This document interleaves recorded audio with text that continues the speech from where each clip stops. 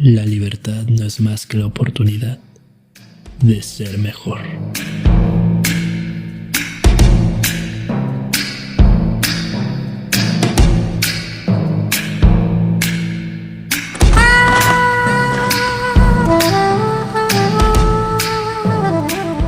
Albert Camus, prisionero de su propia mente.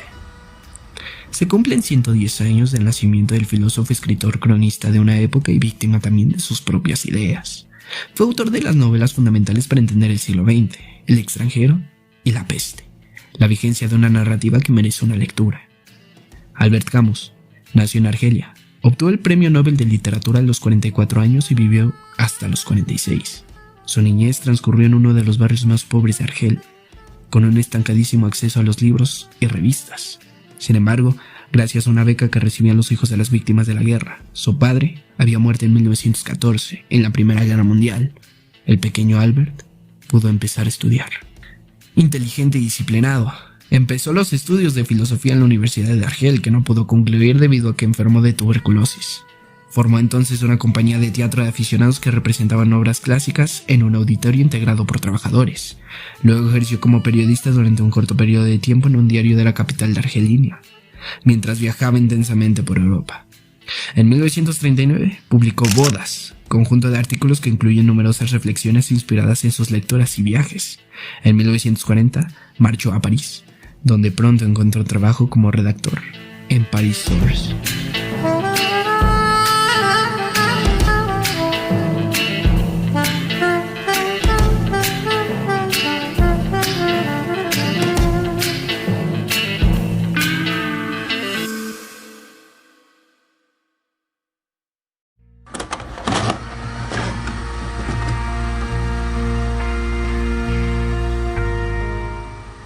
Ser extranjero de la vida. Hoy ha muerto mamá, o quizás ayer, comienza El extranjero, una novela de textura neta, sin dobleces, de estilo seco y frontal, que en 1942 llegó para conmover la narrativa occidental. Con un lenguaje austero y desde un narrador protagonista insensibilizado, la trama atraviesa ese sentimiento de profundidad, apatía que reverbera en un mundo sacudido por el nazismo, la persecución y la xenofobia. La censura, la ocupación de París, definitivamente un mundo absurdo. En El extranjero, el personaje de Meursault, que es a su vez el narrador, recibe la noticia de la muerte de su madre, y él mismo ha sido condenado por un crimen, y sin embargo, se sostiene impasible a lo largo de las más de 100 páginas. Pensé que, al fin y al cabo, era un domingo más, que mamá estaba ahora enterrada y que ahora iba a volver a mi trabajo y que después de todo, nada había cambiado, dice Meursault, y el lector quiere estallar o salir a sacudir a los Meursault que pueblan el mundo. Porque lo que Camus está poniendo en juego en esta primera obra narrativa es su mirada sobre el mundo, que con el tiempo se llamaría absurdismo. Según esta filosofía, el hombre, la humanidad, las personas, está asignado por el absurdo de su propio destino. Ni el amor, ni la amistad, ni la realización personal, ni la muerte de un ser querido, la madre en este caso de Meursault, tiene la suficiente importancia como para conmover a quien está sumido en el absurdo existencial de vivir. También en 1942, pocos meses después de publicar El extranjero, en El mito de Sísifo, Camus profundiza estas ideas en este libro de ensayos. El mito griego de Sísifo, recordemos, cuenta que Sísifo se pasa la vida llevando una gran piedra a la cima de la montaña para dejarla caer cuando llega y volver a buscarla al pie, para volver a subir y llegar otra vez a la cima, para que la piedra caiga nuevamente y así la vida. De este texto es la célebre frase de Camus: solo hay un problema filosófico verdaderamente serio, el problema del suicidio. Juzgar si la vida vale o no la pena ser vivida es responder la pregunta fundamental de la filosofía.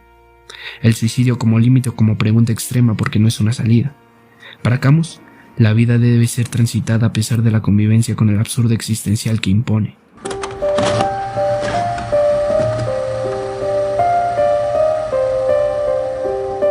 La plaga es irreal. En 1947 publicó la segunda novela, La peste. El relato se sitúa en Orán durante una peste bubónica funcional.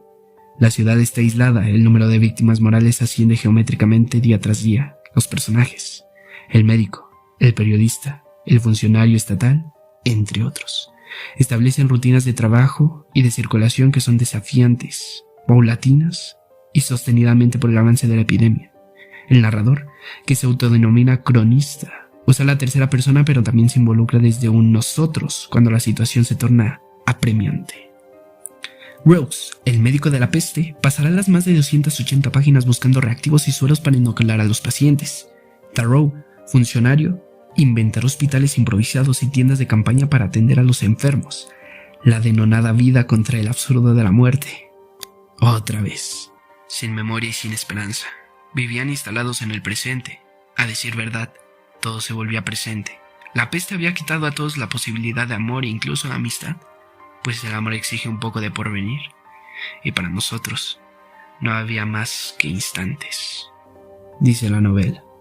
Y es imposible no asociar este continuo presente en aquellos primeros días de la cuarentena obligatoria de 2020, los 15 días que luego fueron 30, y luego otros 15, y otros 15 más, y otros tantos, y Sísifo, una y otra vez.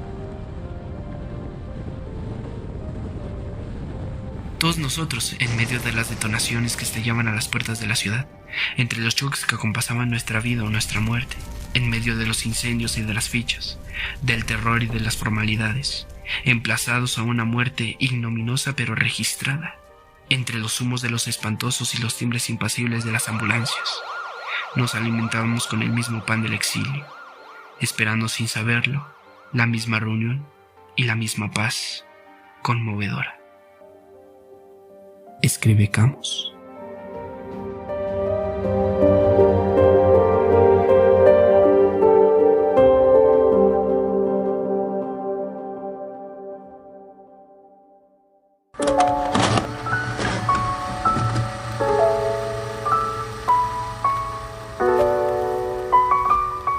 Y entonces, el Nobel.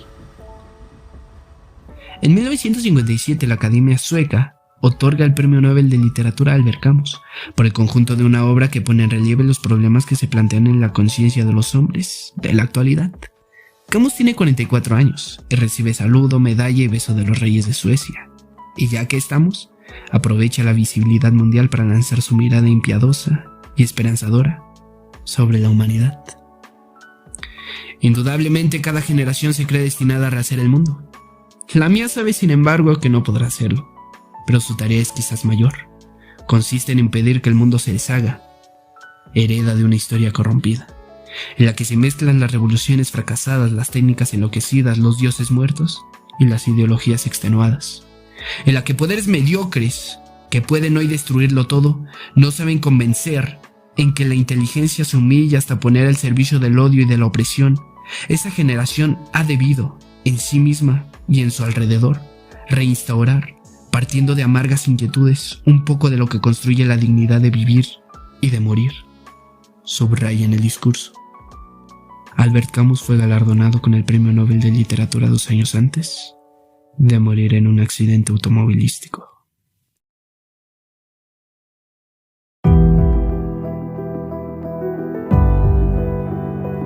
Ante un mundo amenazado de desintegración en la que se corre el riesgo de que nuestros grandes inquisidores establezcan para siempre el imperio de la muerte, sabe que debería, en una especie de carrera loca contra el tiempo, reinstaurar entre las naciones una paz que no sea de la de servidumbre, reconciliar de nuevo el trabajo y la cultura, y reconstruir con todos los hombres una nueva arca de la alianza. Expresa. También circula una carta breve y muy sentida en la que flamante Nobel agradece a su maestro de primaria, el querido señor Germain, por el efecto de las enseñanzas. Cuando supe la noticia del Nobel, pensé primero en mi madre y después en usted. Sin usted, la mano afectuosa que atendió al pobre niñito que era yo, sin su enseñanza y ejemplo, no hubiese sucedido nada de esto. Escribe con emoción. Albert Camus. Atrapado en una mente de lo absurdo.